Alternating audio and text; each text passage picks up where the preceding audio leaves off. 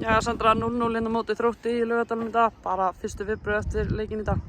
Þetta er bara svekkjandi að ná ekki öll 3 stigin. Við komum klárlega með það markmið að ná í öll 3 stigin og okkur hefur gengið vel á móti Þrótti í sumar og svekkjandi að ná ekki að skora eitt mark, þar sem við klárlega fengum nokkuð færi í seinni hálfleik til þess að skora. Þið fengu svona bæði lið fengu færi og áttu sína kafla, kannski sanngjarnt svona þegar öll eru á botni hvolft að þetta hafi farið bara liðin hafi skipt með sér stigunum.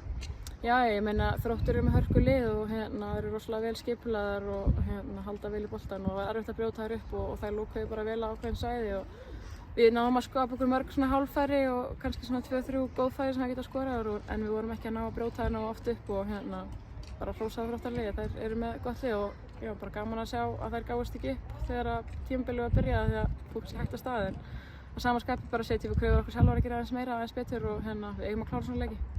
Hvernig var svona tilfinningin inn á vellinum? Þetta var ekkert sérstaklega skemmtilegur leikur að horfa á, hvernig var að spila hann? Já, þetta var svona mikið svona miðjufótbolti, það var lítið að færum, eins og segja, eða valla einhver opin færi sko. Ég man eftir einu sem ég fæði að seinni hálfleik en auðvitað er alltaf gaman að spila fótbolta en maður hefur spilað það skemmtilegri. Þið fáið skell í síðasta leik, ertu ánægð með bara liðið í dag og svona svarið, þessi leikur sem svar við síðasta leik?